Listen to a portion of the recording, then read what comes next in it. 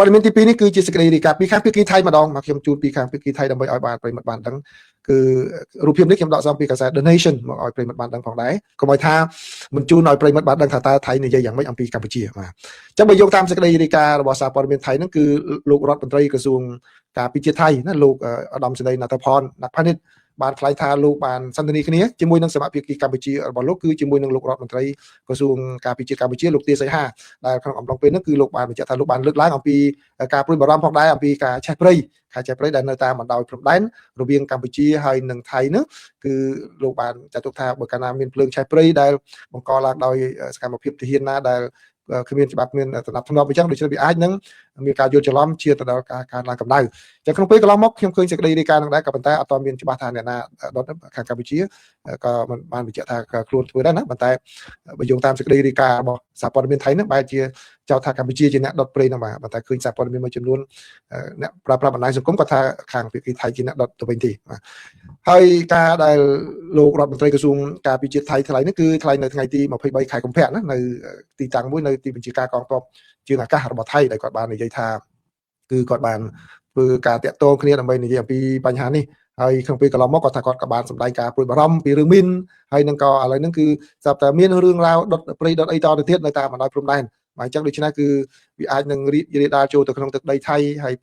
គាត់ថាប្រសិនបើកម្ពុជានឹងពិតជាមានចេតនានៅក្នុងការដោះស្រាយបញ្ហាព្រំដែនដោយសន្តិវិធីមែនគឺគួរតែកុំប្រើប្រាស់វិធីដូចនេះអីហើយនឹងគឺធ្វើយ៉ាងណាកុំឲ្យមានការបាញ់បោះអីផងដែរក៏អត់មានភ្លើងឆេះអីហ្នឹងនៅតាមព្រំដែនហ្នឹងគឺអាចនឹងមានការយល់ច្រឡំបាទលោកណតផនក៏បានចោទប្រកាន់ទាហានរបស់កម្ពុជាថាបានផ្សព្វផ្សាយព័ត៌មានមិនពិតណាគាត់នៅក្នុងសារព័ត៌មានថៃគាត់រាយការណ៍អញ្ចឹងថាលោករដ្ឋមន្ត្រីហ្នឹងបានចោទប្រកាន់ទាហានកម្ពុជាថាបានផ្សព្វផ្សាយព័ត៌មានមិនពិតដែលក្នុងនោះគឺមានព័ត៌មានកាលពីពេលថ្មីនេះដែលបានរាយការណ៍ថាទាហានថៃបានបាញ់ហើយនឹងបានធ្វើឲ្យរបួសទាហានរបស់កម្ពុជាហើយគាត់បាននិយាយថាគឺបើយោងតាមប៉ុស្តាងដែលមានហ្នឹងគឺអត់មានដូចដែលការចោទប្រកាន់នោះទេហើយក៏បាននិយាយដោះស្រាយគ្នាហើយក៏ថៃក៏បានតវ៉ាជាផ្លូវការរួចមកហើយដែរហើយនៅពេលដែលអ្នកសារព័ត៌មានសួរថាតើខាងយោធាថៃនឹងដាក់លូបណ្ដាដាក់កុងតឺន័រនឹងរហូតដល់ពេលណា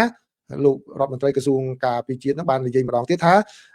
គឺឥឡូវនេះគឺជាវិធានការបណ្ដោះអាសន្នទេនៅក្នុងការដាក់កន្លែងនោះដោយសារតែគាត់លើកឡើងណាការបន្តរក្សានៅទីនោះដោយសារតែការព្រួយបារម្ភថាទាហានរបស់កម្ពុជាដែលមិនមានសណ្ដាប់ធ្នាប់នោះគឺអាចចូលទៅក្នុងទឹកដីរបស់ថៃអញ្ចឹងហើយគឺត្រូវតែដាក់នៅកន្លែងហ្នឹងជាបណ្ដោះអាសន្នសិនជាវិធានការបណ្ដោះអាសន្នហើយលោកបានទទួលស្គាល់ថាជាការពិតការដែលដាក់កម្លាំងឈរអញ្ចឹងទៅគឺជាការមួយដែលមិនមានជាភាពនោះទេគឺជាការមួយដែលនឹងចំណាយលុយអស់ច្រើនសម្រាប់ខាងភាគីថៃបាទនេះគឺជាអ្វីដែលសារព័ត៌មានថៃបានរាយការណ៍ទីប្រិយមិត្តណា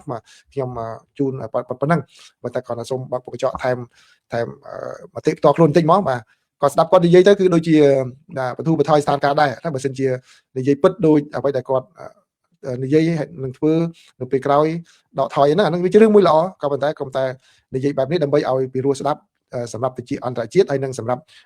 តិចរបស់កម្ពុជាមួយចំនួនប៉ុន្តែដល់ពេលការអនុវត្តបាទគាត់បែរជាមកធ្វើអ្វីផ្សេងអានឹងបាទនឹងជារឿងមួយគួរតែតាមដានដែរណាពីព្រោះអីជួនកាលអ្នកខ្លះចង់បានរបស់យើងមកនិយាយផ្អែមអីទេខ្ចីម៉ូតូជិះតែមួយផ្លែទៅផ្សារមកវិញសងវិញហើយបាទទៅ1ម៉ោងបាទ2ម៉ោងបាទមួយថ្ងៃបាទស្រាប់តែមួយថ្ងៃអត់ឃើញមកទេសួរទេលថាអូឥឡូវតែជួបនេះតិចស្អែកយកសងហើយបាទ3ថ្ងៃមើលស្រាប់តែឃើញ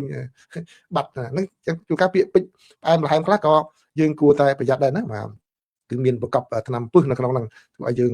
ទម្លាក់គេថាការប្រុងប្រយ័ត្នហ្នឹងមកផ្លែដែរបាទតែបើសិនជាល្អដូចគាត់និយាយថាអូខេឥឡូវនឹងដាក់ដើម្បីទប់កុំឲ្យមានបញ្ហាទេបាទដល់ពេលឥឡូវហ្នឹងគាត់រៀបរដ្ឋាភិបាលគាត់ថ្មីហើយស្រាប់តែគាត់ថាអូខេចឹងយើងក្រុមការងារចរចាលើយើងដកកន្លែងណាយើងចរចាគ្នានៅកន្លែងណាដកអាហ្នឹងជារឿងល្អណាបាទខ្ញុំសូមបិទមុខកញ្ចក់វិញតែប៉ុណ្ណេះ